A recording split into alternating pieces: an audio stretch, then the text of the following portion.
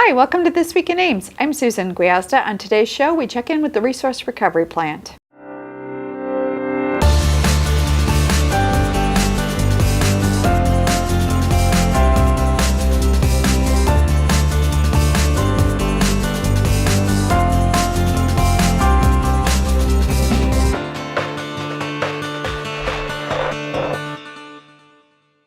My guest today is Lori Hanson with Resource Recovery. Lori, welcome to the show. Thank you, Susan.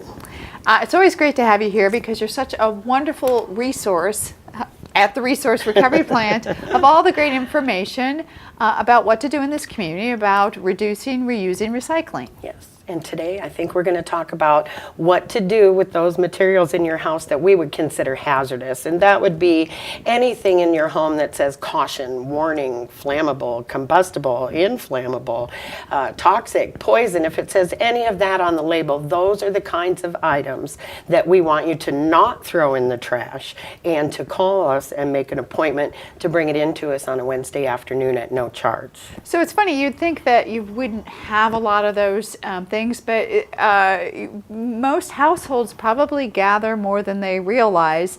In my household, for example, a lot of those things end up in the garage. Right. And then they sort of collect, and suddenly you have quite a collection, and then you don't know what to do with them. Of course, your instinct is, I'll just throw them away.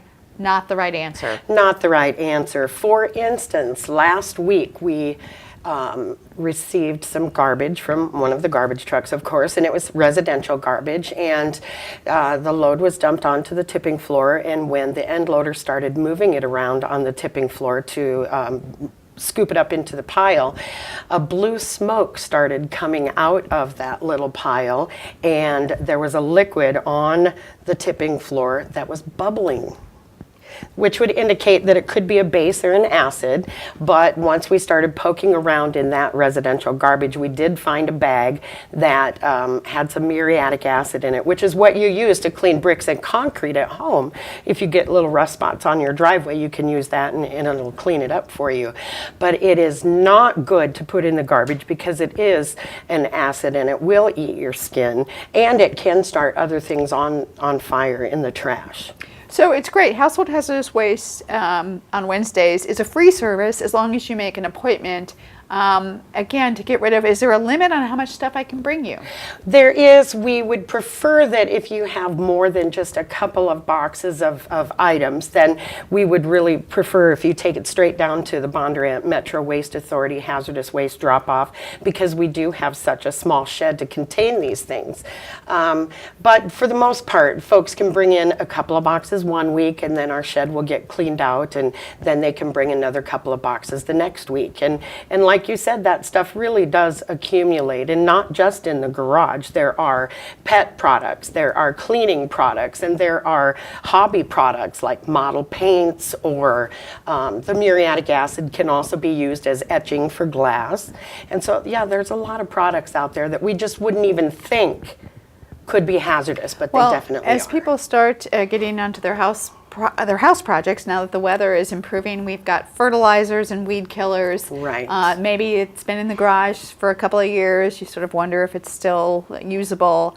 And your temptation might be, again, just to throw it away. All you do is call Resource Recovery, make an appointment via phone, correct? Correct. You just call 515-239-5137, and we'll get you set up with an appointment. We begin at 12:30 on Wednesday afternoons in 10-minute increments up until 3 o'clock.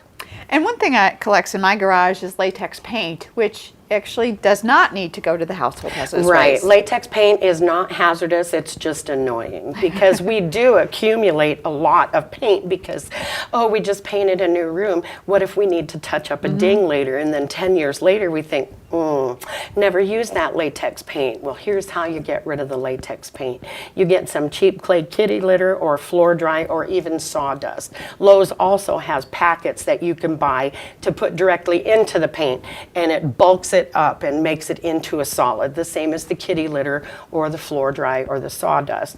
And once it is a solid, it doesn't have to be dry to the touch necessarily. It just should not pour out of the can when you turn it upside down.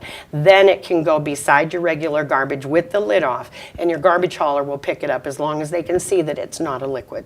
So latex paint would be one that you didn't need an appointment for as Right. long as you've solidified it. Right, correct. One other thing, could you just remind our viewers about our glass recycling program? It's one of my Yes. favorite programs. It is one of ours too. We don't like glass in the garbage. It doesn't do us any good at the resource recovery plant because glass is made of sand. And once we grind the glass up, it's very abrasive on our metal equipment and can eat up parts of it. But the part we're most concerned about is the pipeline that we send the refuse-derived fuel through to the power plant.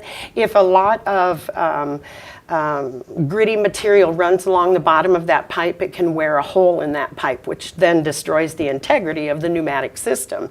And so to avoid that happening, we want to keep as much glass out as we can. And we have bright yellow dumpsters at the grocery stores and on the north side of the plant for folks to deposit their container glass. That would be pickle jars or olive jars or soy sauce or things like that. And you'd be surprised how many items still come in glass. It still amazes me when my grocery bags are heavy, how much glass I actually do bring home. And it's great because it goes back to the source. When I'm back at the store again, I bring my glass, throw it in the dumpster. I love that.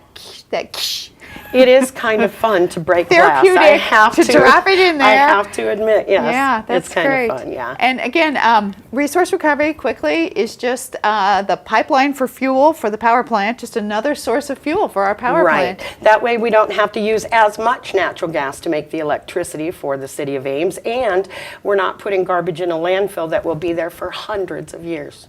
So refuse-derived fuel, or RDF, just another sustainable source of fuel. Correct. Lori, thanks so much for stopping by. Thanks for having me in, Susan. If you'd like more information about, for example, where those glass recycling bins are located, be sure to check our website, cityofames.org, for all the latest information. Also remember, cityofames.org is on social media. Check us out on Facebook, Twitter, and on Instagram. Well, that's our show for today. Thanks for watching, and tune in next week for This Week in Ames.